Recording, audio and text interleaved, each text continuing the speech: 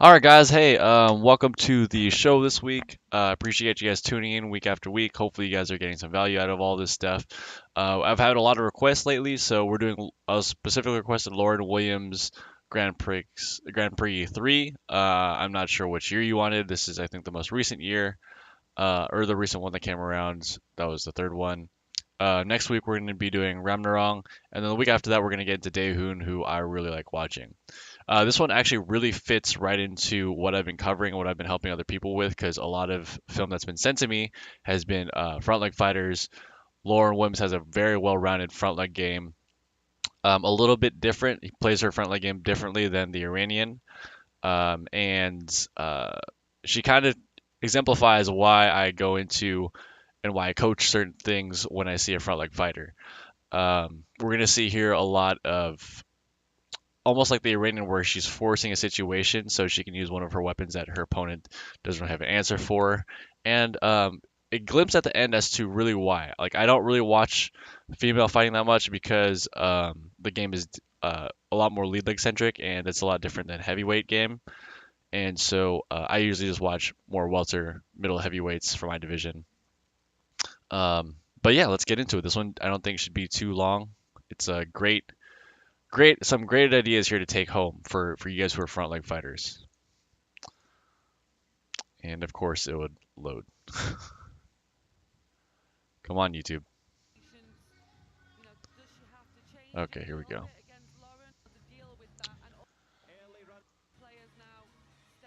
Dude, why is the volume always so loud? I want a little bit of volume, but I want to hear Jade Jones. Okay, okay, action started already. Um, so going into this fight, actually, I don't really know that much against these fighters. All I saw was that coming in, Lawrence smoked her semifinal fight. Camera. There we go. Smoked her semifinal fight, and the Croatian player beat McPherson, who's the Olympic bronze medalist. Um, so this should be interesting. Things to note. Actually, I don't really know too much information going in. This is my second or third time watching, so obviously I have information now. But from what I know, from what I knew before, not as much. Good. I like the initial aggression here out of Croatia. Lauren making sure to not lose any ring space. Good. So Croatia seems to be pretty comfortable on the offense already. Something to keep in note. She's pretty good at the front leg flick kick. She's cutting and jumping forward a couple times. So she's probably pretty set with that kind of an offense. Probably has a lot of variables managed and figured out for if someone does this, then I'll do this, etc., etc. Good. So Lauren, I'm not sure if you guys noticed, has been trying to find a couple different defenses around it. She got shoved out here. She got canceled right there, going to the head. She said, "Okay, well, if you're probably gonna cancel when I do front leg," she goes in here, tries to go underneath, still a cancel. So, um, Lauren's like kind of throwing an array of offenses right now and trying to see what gets closest. So tries with the head again, because she went low last time. That means Croatia had to kind of move her leg lower. So she fakes to the middle again, and Croatia's pretty good and knows that what's it called? And instinctually, I'd say instinctually knows to cancel it. Nice try. So Lauren's thrown multiple. She hasn't done the same attack twice because she doesn't really know yet what's gonna get through. So she's trying to see what's closest, and it's kind of gauging where's your opponent weak at. It's not so much as it's like here's a bunch of variables. Let's see what hits. It's kind of like is your shield weak over on this side? What about on this side? Is it free over here? What about over here? She's trying to figure out where Croatia is weakest. And she finds the answer. And it's if I blitz and punch, it didn't seem like you had anything ready.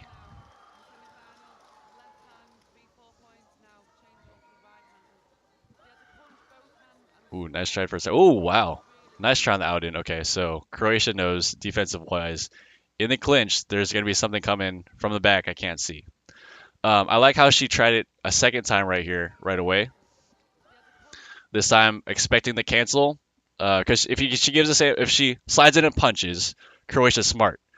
The adaptation to that for most people is a short head kick. So if she slides in and punches again, she's going to slide into a head kick. Expecting that she might do that a second time, expecting Croatia's going to adjust for the head kick, she went in with a front leg first to make sure that gets jammed up. After it gets jammed up, she punched. It wasn't. That's what I'm trying to get you guys to think about. It's not arbitrary. I'm going to do this, and then let's try this. It's because my first attack hit, and there's a chance that she knows I know that's going to be the main scoring point. Her counter is going to be a head kick. How do I counter the head kick? Cut, make sure my leg is in the way. Variation, like the third variation punch, use your leg as a shield, and then punch on top of that. So it wasn't just an arbitrary, let's try this kind of punch. Good try. Good job protecting your back of your head right here.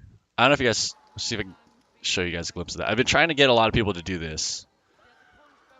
Watch this in slow-mo. Look, if there's a leg coming up and you can't see it, I'm a very big advocate of doing this kind of block.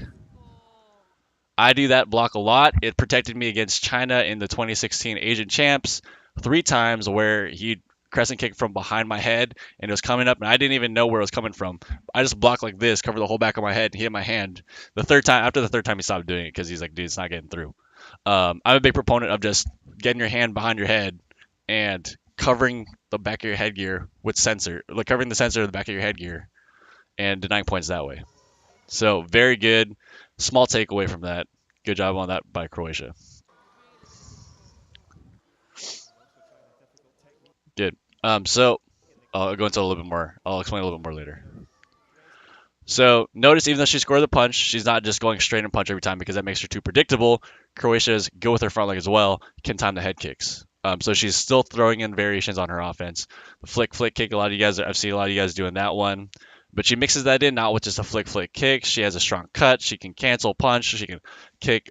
She can cut and then kick underneath. She has a back leg. It's not just one variation.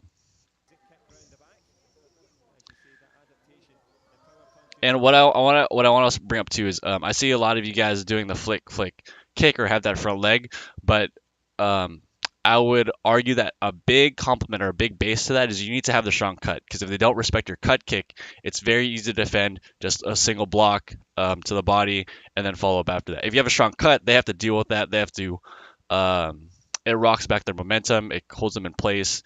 It changes the variables a little bit when you know your opponent has a strong cut kick because it's a force they have to get around on the offense. It's not simple as blocking. They have to manage it with either footwork or even a trap may not even go through because the cut kick's so strong.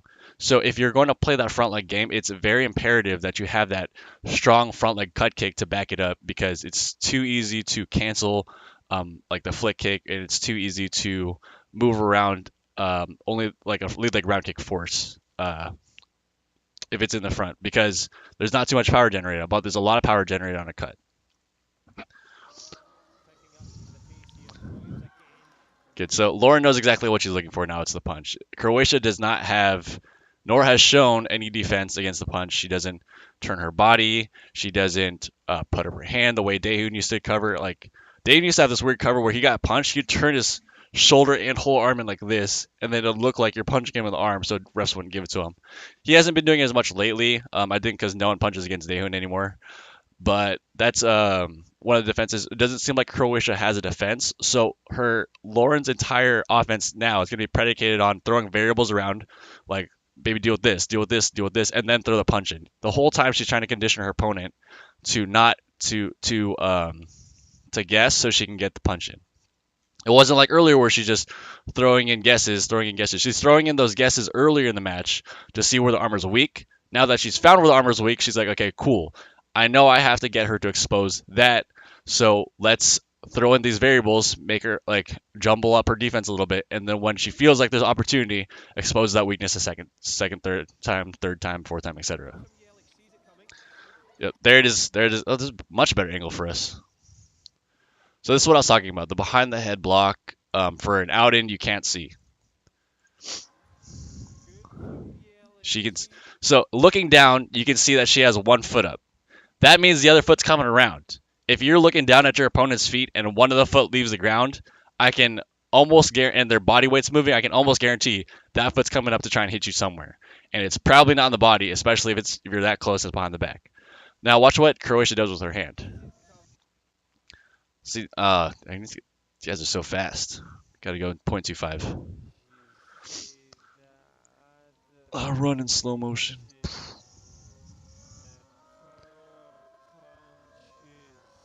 Maybe that's just too far back. Sorry, guys.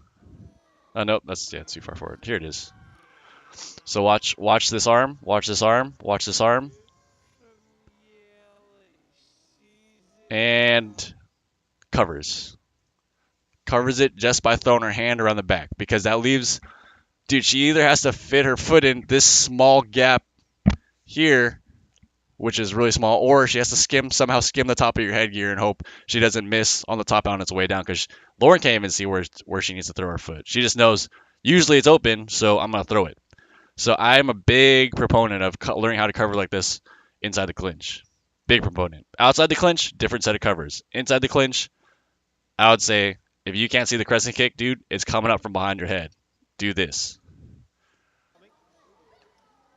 So second attempt by Lauren. I'm not sure if she's going to attempt that anymore because it seems like Croatia has that figured out.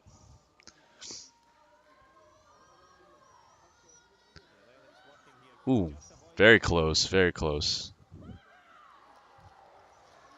Nice, nice. Lots throws in a couple variables. Got head kick, and Lauren's really just looking like. Notice it's the same thing as I was going in on my other videos. It's not the same defense every time. Like when I'm giving you guys an answer to a problem or how to do it, you don't do it every time because that makes you too predictable, and that's easy for them to build on top of your predictability to set up traps. If you keep changing the variables on the base level, it's hard for them to adapt because they don't know which variable you're going to throw up at them, even though you know the one you want to go to. I'm sure Lauren wants to punch her again. I'm sure of it. But she's not going to do that every time because it's going to make her too predictable, and she's going to get kicked in the head.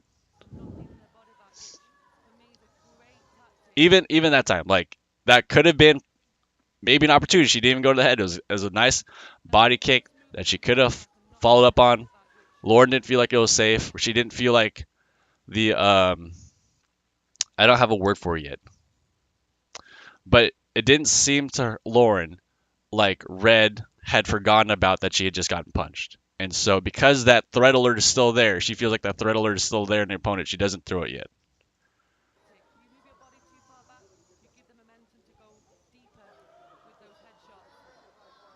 What was that for?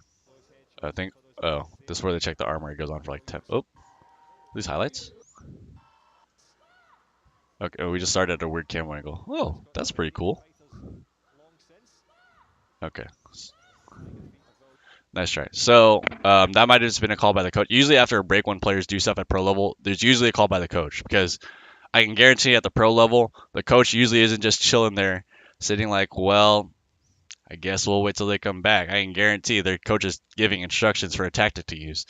And it was, I would say it's pretty smart of her to try the axe kick there because both of the points have been for punches. And so to counter the punch, you can either try to counter punch back, you can try for a head kick, or maybe you slide back. I'm not sure to counter. But the main ones are usually you either try and punch first or you try for the head kick. Both of which require you to stay in the medial, like stay where you are or move forward. So the axe kick covers both the short and medium range distance, which is what she tried to do, and she actually almost got her. So that's the reasoning behind there. Yeah. So a tip for you guys who are fighting, something I used to do is during a break, I listen to my coach with one ear, but my eyes are on the opponent's coach because if the opponent's coach is very animated, they'll be signaling with their hands what to do with their player. It's like, okay, cool. Now I know what to do in my head, and I know exactly what you're going to try and do the second this match starts again. So for those of you who are watching, that's something you can do also. Unless, of course, your coach is telling you to turn around. Then you turn around and listen to your coach. Try for the punch again. Not bad. More technical? Nah. Please start soon. I don't want to move it.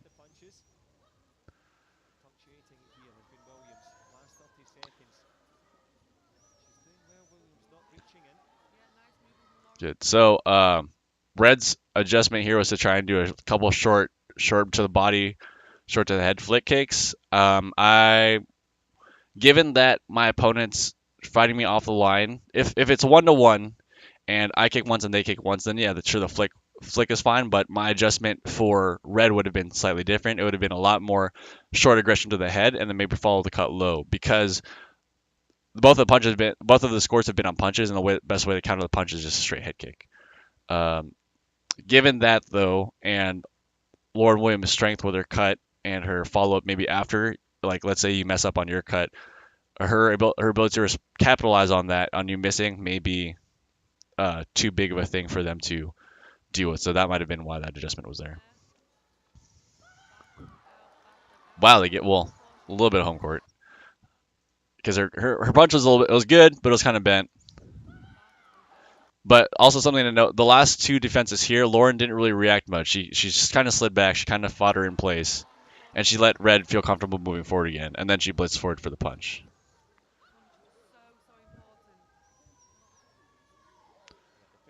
That was a really good fake, actually. Right here, I'm not sure if it was intentional or not, but here, cancel. Seemed like she was going for the punch. Then nope. And then right after that, aggressive slide forward, and then the punch. So it's all just a mind game of when am I gonna punch one? Dude, she's just killing her with the punch.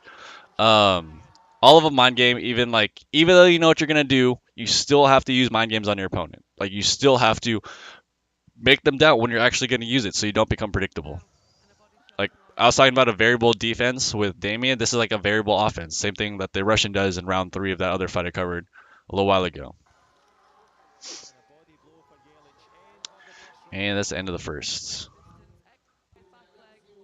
Also, PSA. So I've heard I'm just putting this out there as a PSA. I'm semi into retirement already, so I don't really know where I stand on this. I'm probably not going to do this myself. But I heard at coaching seminars, they're telling people now that a little bit of holding is okay because it favors smaller fighters. And they're trying, Taekwondo right now is a movement where allowing smaller fighters advantages. Holy cow, there's a lot of text messages. Allowing smaller fighters more advantages is better.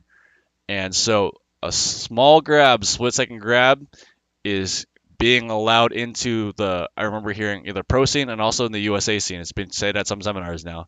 So you can kind of see some evidence now with this, with Lauren's arm here. I'm not sure if it's that for that purpose exactly, or if it's to prevent the flick kick from coming to the head, because now that leg's definitely trapped under there. We definitely saw a little bit with Jang June, and I was like, is that legal? Is that not legal? It got clarified for me over this past weekend that a little bit of holding now is legal. So for you coaches out there who are keeping your eyes out for your players, or those of you coaches who want to use this information, go right ahead. I personally am probably not going to, just because that's not the way I like That's not the way I like to fight. It's not. Yeah, it's just not the way I like to fight.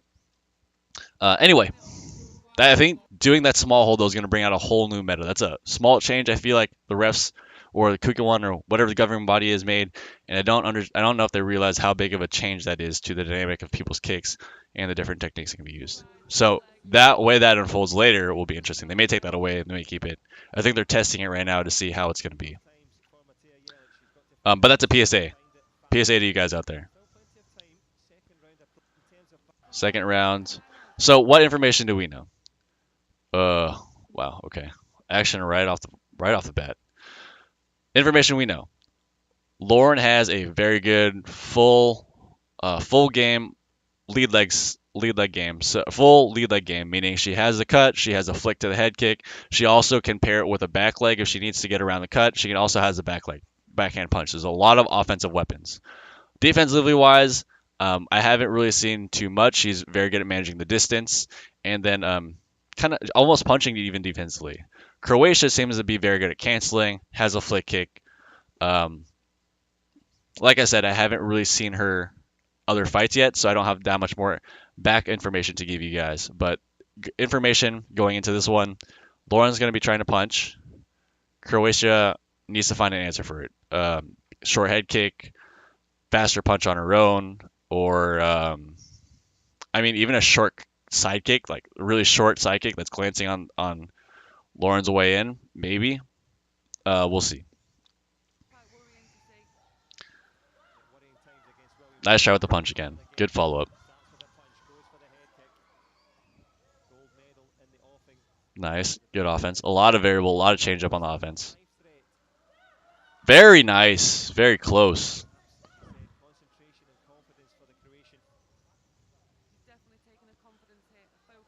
Nice try. So she's shoving a lot of variables in Red's face right away.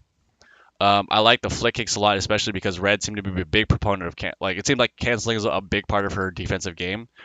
So if you get canceled, but you're expecting that and then going to the head, I went into canceling the flick kick. So if someone's flick kicking and you cancel hard, that will and they're trying to score on the flick kick. So let's say this guy's really strong body head trying to flick kick, and you cancel it, it'll usually disrupt them a lot. However, your opponent is expecting the cancel, their first kick or two won't be that hard because they're ready to absorb the impact from your cancel. So once again, breaking down slowly, if this guy's flick kicking you hard and you cancel him hard and he doesn't expect it, it's a good defense. If he is expecting it, he will keep his leg slightly relaxed, slightly bent, and so when you cancel it, it kind of just goes into nothing because he's expecting it. It's light anyway, and then his leg's a little bit higher and can cancel and he can follow up to the head after that, which is what Lauren's doing. She's doing a cut head, body head, that kind of deal. How do you deal with someone who's doing the light leg and then the flick to the head because they know you're going to cancel? You would just variation 2 punch them. Control the front leg because there's no power on that anyway, and then punch afterwards, which coincidentally is what Lauren is doing to her. So in a way, Lauren is throwing variations at Red and forcing her to pick between trying to pick between whether she has to hard cancel or she has to trying to get her to flick light cancel and then try attempt for the head kick, in which case Lauren will punch. Or if it's the hard cancel, Lauren's throwing the second variation where hard cancel against her light cancel and then Lauren follows up afterwards. If you guys need me to, if that's confusing, please comment below. I can try and break it down a second time. And maybe I'll have a separate video for that because I know when I'm talking about these theories and stuff, it can get kind of confusing. Good. So that one, as you can see, the leg was pretty bent. So this is an example of kind of a lighter cancel. If that was a strong kick, that would have hit Lauren's backside a lot stronger. It didn't. And that tells me that was a light cancel, and she was expecting Lauren's leg to be up there, and maybe she was playing to follow up afterwards. Lauren picked the right offense, variation 2 punch, control that light front leg because there's no force behind that anyway, and then punch on top. Surprisingly, no point. I would have thought there was a point there. And grabbing. That's the thing you guys got to watch out for, is grabbing. Like I said, a little bit's allowed. Too much apparently is not good. See, even this stuff, how do I put this? Here, boom. Both of them are going in, expecting the front leg. The second time, she's expecting Lauren to come on top right away, has a cancel ready. She brought it up and brought it back. That's one of the examples of her expecting Lauren to know what she's going to do.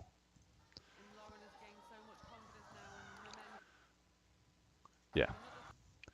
Because she's canceling like that, easy to punch on top.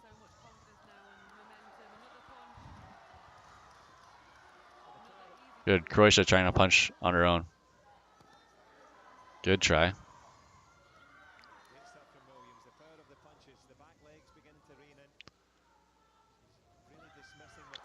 Good. So what if I let this play out, if you notice, Lauren's on the offense a lot. Like this whole minute she's been on offense. And it's not just really the punches, but there's a lot of cut kick and a lot of cut head kick. And what that's forcing Red to do, which is also I think the base of her defensive game, is to cancel. So the whole initial part of the game, she didn't punch as often.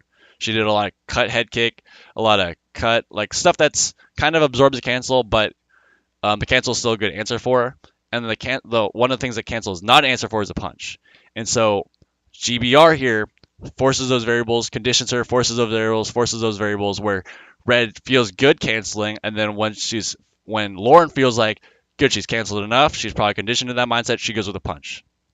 Then she shoves more variables in the face, the flick head kick, stuff that's cancelable but safe. And then once red is in that mindset again where she's going to cancel again, that's when Lauren punches. So this is almost like moving to the second layer of game where she's evolving. She's conditioning her opponent to do what she wants. Going back to what Iran was doing, he's conditioning the opponent to block to the body. Iran was conditioning the body. If I do this, you go body. I do this, you go body, and then I'm gonna go head because your hands are down. This one's I'm gonna condition you to cancel, condition you to cancel, condition you to cancel. Perfect. I'm gonna punch on top of your cancel because there's no scoring potential in that anyway. So it's a different variation of like a second layer of game. Um, Croatia's still trying to find an answer for the punch. Has no answer.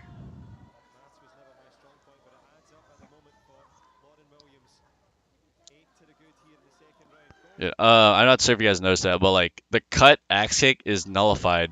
It's pretty nullified by Croatia's cancel. See, like she can't even get her foot around because Croatia's leg is in the way. So if someone's flick kicking against you, that's why I'm saying you can cancel against it. And that'll get the leg out of the air usually because there's a giant object in the middle of the space here. And like imagine trying to axe kick. Imagine someone's holding a bouncy like a giant yoga ball between you and a kicking bag. And they're like, okay, now kick the kicking bag. It's like, well, how would I do that? You have to get the ball out of the way to kick. So that's what a cancel does. Does it score? Not really. How do you move the giant ball with your hand? And that's where the punch comes in. You move the ball down and you punch. I think that's the best analogy I can put up for it. Canceling is like putting up a giant yoga ball between your body and them, and your leg is the yoga ball. So those of you guys who need to know why cancel, that's how you cancel, and that's the purpose. So they can't flick kick on top of it, especially if it's strong. Dude, that time there's no actual kick, so Lauren just moves the yoga ball out the way and punches. Good. If you guys notice the first half of the round, like I said, most like 75% flick kicks, 75% cut axe kicks, 75% like cuts to the body, things that cancel answers, and then 25% punch. She'll use it after a couple variations of flick head, cut axe, whatever, and then on one of the attacks gets a score on the punch. Reverts back to the 3/4, goes back to the 1/4 of punch. Now after the second half of the round has moved on, Lauren's doing a lot more punching now because Red's slightly more tired, so she resorts back to her default, which is the cancel.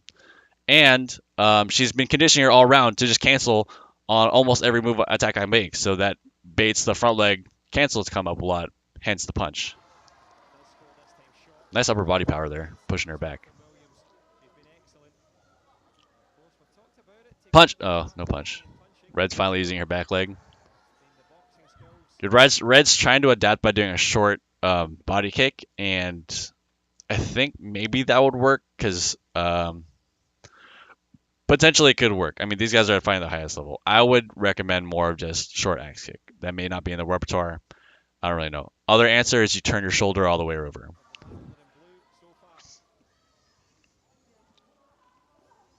Strong cut kick makes her respect you. Nice try going under, changing up the variables. I didn't want to be wrong, but I was like, I feel like Lauren's going to punch soon. Sure enough, she punched. Why? Because she threw 2 or 3 other offenses that weren't a punch. Conditions for cancel, condition for cancel. Looks like you're still going to cancel. Let's punch.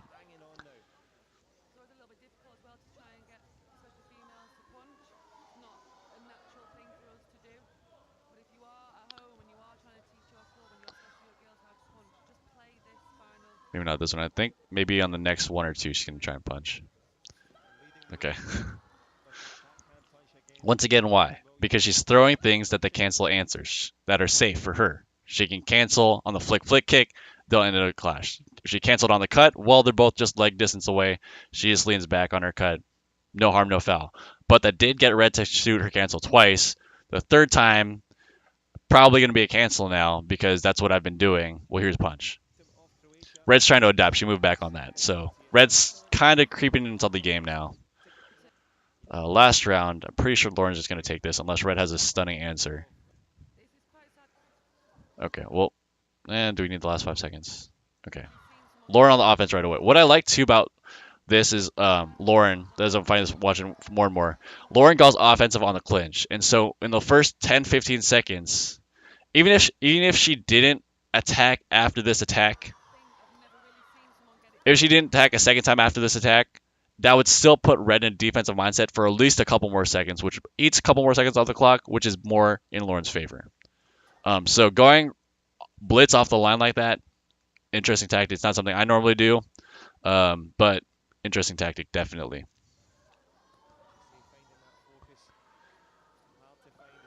It seems to be the same. Look, it's the same strategy. Something safe that you can score with, but is answered by the cancel. Tries to follow up, not bad. Also, can like the strong cut kick, if you can shoot him before the cancel, sometimes answer. It's about a 50-50 bet. The next attack, dude, cut axe kick, answered by the cancel. Red just answered it. Perfect. Good, that's like 2 or 3 times in a row. Here's me making sure your leg's mixed up, even though we do cancel in a punch. I mean, it doesn't score, but like the setup is there, and she does that repeatedly. Good. Nice try. Red's trying to answer now by either punch. I don't know if that she was trying to punch or trying to turn her shoulder, but both are pretty good answers.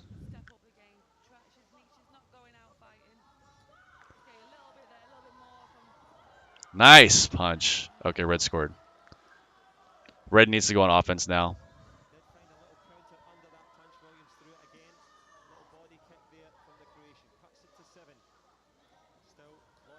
Nice. Okay, so that she finally is starting to turn her shoulder. This is if you do this, if you recognize a punch is coming, this is something legitimate you guys can do. Knows the punch is coming, turns the shoulder all the way over, giving no hogu to hit. Something you guys can do if you're getting punched a lot. Something you kind of have to practice and yeah, practice rotating.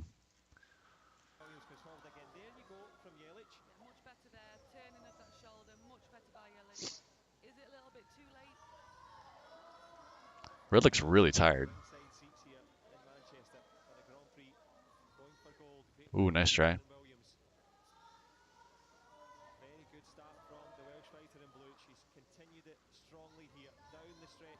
I like how Lauren's still pushing the offense. Even though there's a minute left, she's ahead by 7. Jesus. That's why it's important to have a nice cut. So your opponents have to respect it. They can't just arbitrarily throw kicks at you and hope something hits. Because if you have a nice cut like that, and they're arbitrarily throwing kicks, dude, they're just going to eat it. That's why a strong cut is so essential to the front kick game, to the front leg game. Because it's like, well, it's nice if you have a front leg, but if I block it and I get through that and you don't have an answer, then I can do whatever I want, essentially, as long as I have my arms in place. But if you have a strong cut, they have to respect your strong cut. That's why I'm such a big proponent of, if you guys are front leg fighters, to have the strong cut that's able to do that. Knock people back, make them respect your front leg.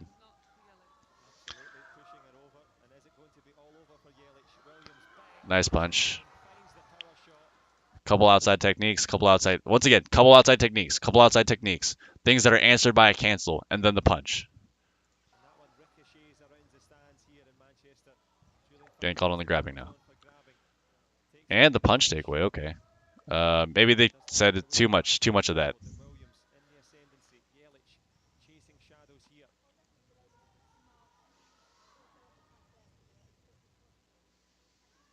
What's interesting to note too, blue is ahead, red needs to be on offense. Blue is constantly attacking, so red has to deal with that, recover, and then go, okay, how am I going to get points? And by the time they're like, oh, how am I going to get points? Blue's attacking again. So this is keeping your opponent on the back foot. It's very, very good play by blue to mentally, like, continuously pressure her opponent. Yeah, because not only does she have to figure out how to mount the offense, she has to try and guess about when blue's gonna punch, and now she has to like mentally pause her train of thought to deal with the offense Blue's throwing, and then recover, and then try and figure out the other two variables again. Oh, Blue actually got one. Nice.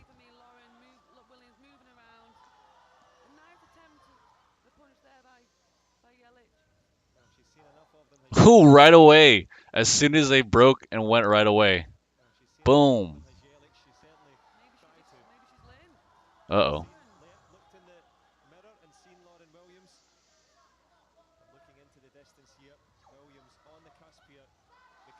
Nice. Just holding her on the line.